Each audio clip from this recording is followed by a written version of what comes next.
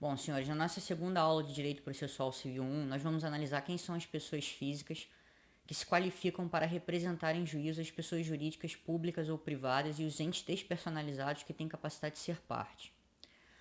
O artigo 75 estabelece que serão representados em juízo ativo e passivamente a União pela Advocacia Geral da União, diretamente ou mediante órgão vinculado. Então, quando a União é autora de uma ação judicial ou quando ela é ré em um processo judicial, ela é representada em juízo pela Advocacia Geral da União.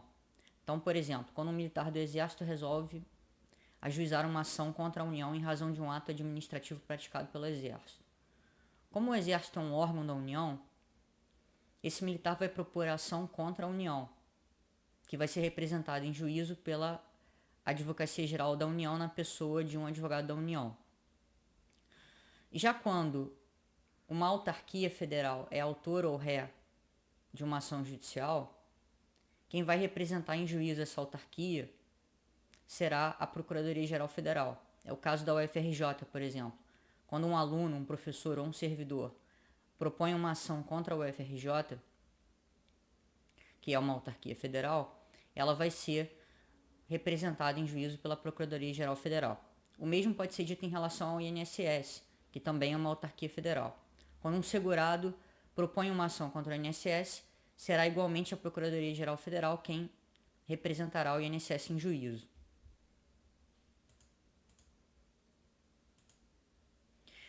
Já o inciso 2º do artigo 75, ele estabelece que serão representados em juízo ativo e passivamente o Estado e o Distrito Federal por seus procuradores. A Constituição Federal de 88, ela criou para os estados e para o Distrito Federal o dever de criar e estruturar procuradorias jurídicas. Essas procuradorias representam o Estado ou o Distrito Federal em juízo, tanto quando o Estado é autor de uma ação, quanto quando o Estado é réu.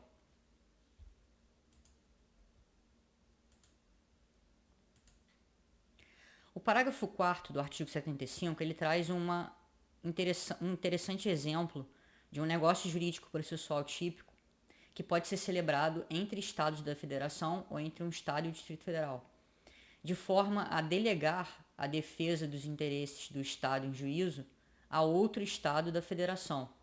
Então, por exemplo, quando uma pessoa ajuiza uma ação contra o estado do Acre e essa ação corre no estado do Rio de Janeiro, o Estado do Acre pode fazer um convênio com o Estado do Rio de Janeiro para que a Procuradoria-Geral do Estado do Rio de Janeiro represente o Estado do Acre em juízo naquela ação.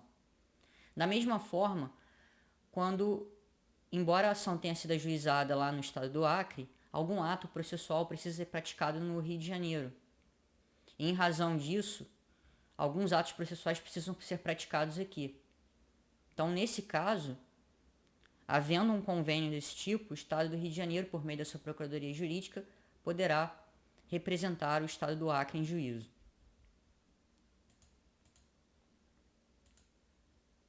O inciso 3º do artigo 75 estabelece que serão representados em juízo ativo e passivamente um município por seu prefeito ou procurador. Diferentemente dos estados e do Distrito Federal, a Constituição de 88 não criou para os municípios o dever de criar e estruturar procuradorias jurídicas. O Constituinte originário levou em consideração que alguns municípios são tão pobres que não têm dinheiro para criar procuradorias jurídicas. Então, se o município não tiver uma procuradoria jurídica, quem vai representar ele em juízo será o prefeito. Optando o município por criar uma procuradoria, será o procurador do município quem representará o município em juízo. É o caso do município do Rio de Janeiro, que tem uma procuradoria própria.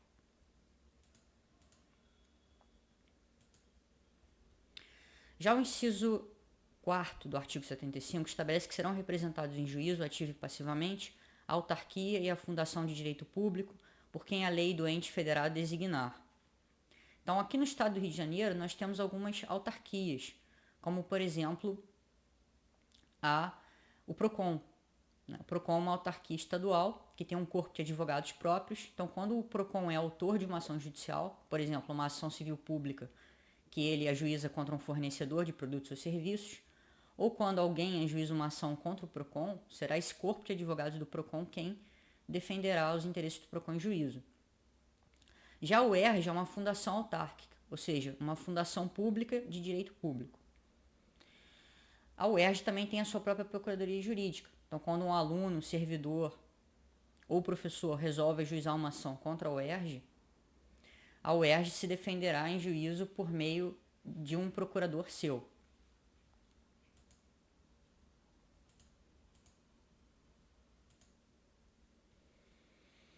Já o inciso 5º do artigo 75, ele estabelece que serão representados em juízo ativo e passivamente a massa falida pelo administrador judicial. A massa falida ela é composta pelos bens e direitos do empresário cuja falência foi decretada. Então, esse empresário, que pode ser uma pessoa física ou jurídica, ficou insolvente, ou seja, ele tem mais passivos do que ativos, ele tem mais dívidas do que patrimônio, então ele não tem capacidade de saldar todas as suas dívidas. Nesse caso, o próprio empresário ou um credor seu pode requerer a decretação da falência. Sendo esse pedido de decretação da falência deferido pelo juízo competente e sendo decretada, portanto, a falência, esse juízo vai nomear um administrador judicial que, a partir desse momento, vai ser responsável por administrar os bens e direitos desse que eram da propriedade do falido e que agora pertencem à massa falida. Então, é esse administrador judicial quem vai representar a massa falida em juízo ativo ou passivamente. A massa falida é um ente despersonalizado que tem capacidade de ser parte. Então, ela pode propor ações judiciais e ela também pode ser ré em ações judiciais. E será esse administrador judicial, pessoa física, quem representará a massa falida em juízo.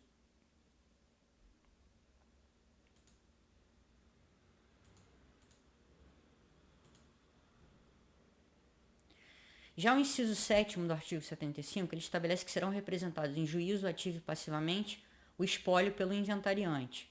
O espólio é a massa de bens e direitos deixada por alguém que morreu. Então, quando essa pessoa morre, esses bens e direitos que eram da propriedade do morto, do de cujos, passam a compor o chamado espólio.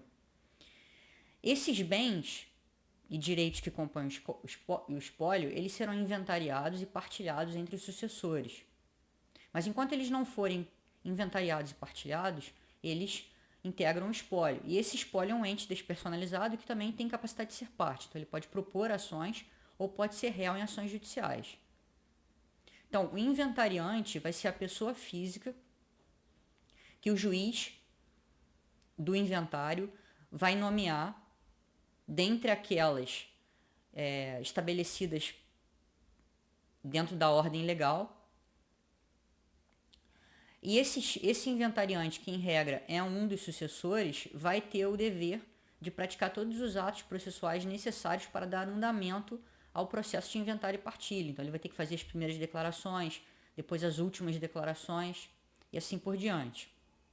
Então, esse inventariante que vai conduzir o processo de inventário e partilha, ele também vai representar ativo e passivamente o espólio em outras ações judiciais que o espólio venha a mover contra terceiros ou nas quais o espólio venha a ser réu.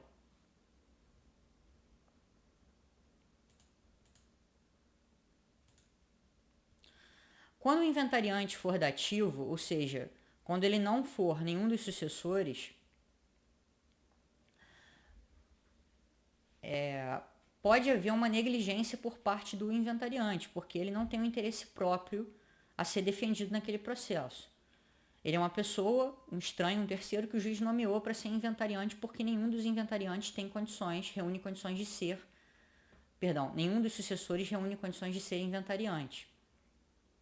Por essa razão, o parágrafo 1º do artigo 75 estabelece que quando o inventariante for dativo, os sucessores do falecido serão intimados no processo no qual o espólio seja parte.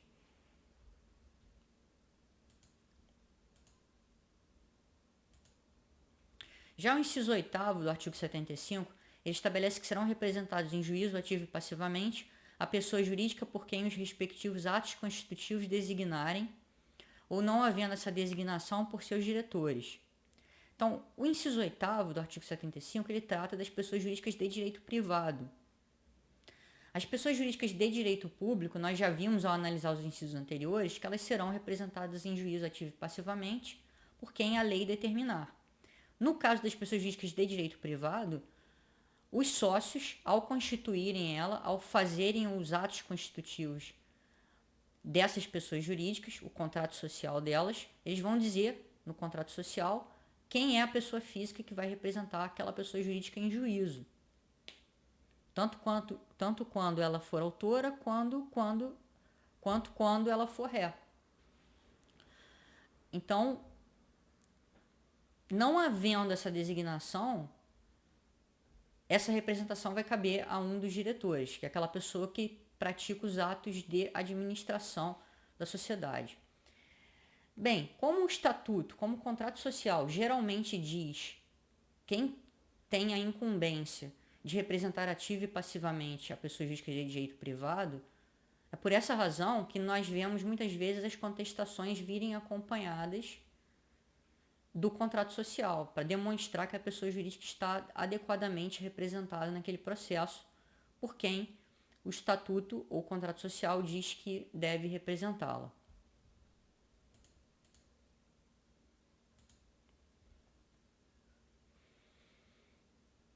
O parágrafo 2º do artigo 75, ele estabelece que a sociedade ou associação sem personalidade jurídica não poderá opor a irregularidade de sua constituição quando demandado. Pois bem, toda pessoa jurídica ela tem o dever de levar a registro o seu ato constitutivo. Então, se essa pessoa jurídica for um empresário, esse empresário vai levar o seu ato constitutivo a registro perante o registro mercantil, a cargo da junta comercial. Se essa pessoa jurídica for uma pessoa de direito privado que não é um empresário, ela deverá levar o seu ato constitutivo a registro perante o registro civil das pessoas jurídicas.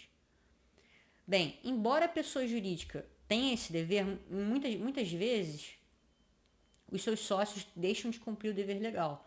Então, vai haver a chamada sociedade ou associação irregular. Mas essa sociedade ou associação irregular, ela pode praticar atos jurídicos na ordem civil. E, em razão desses atos jurídicos, ela pode vir a ser demandada em juízo. Ela pode vir a ser ré num processo judicial.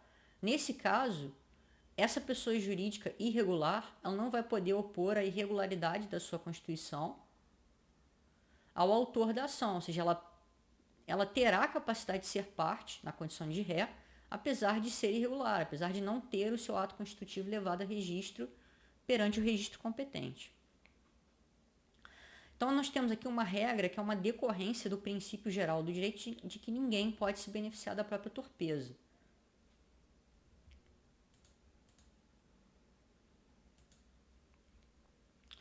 O inciso 9º do artigo 75, ele estabelece que serão representados em juízo, ativo e passivamente, a sociedade e a associação irregulares e outros entes organizados sem personalidade jurídica pela pessoa a quem couber a administração de seus bens.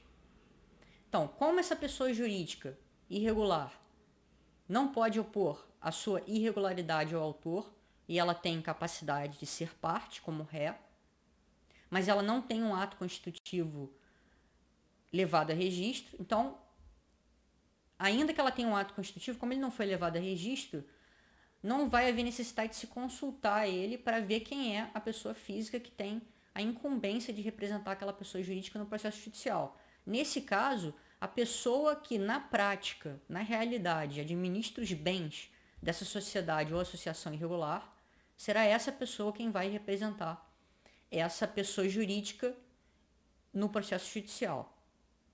Ou seja, é o diretor dessa pessoa jurídica. Aquela pessoa que, na prática, administra a pessoa jurídica de direito privado e irregular.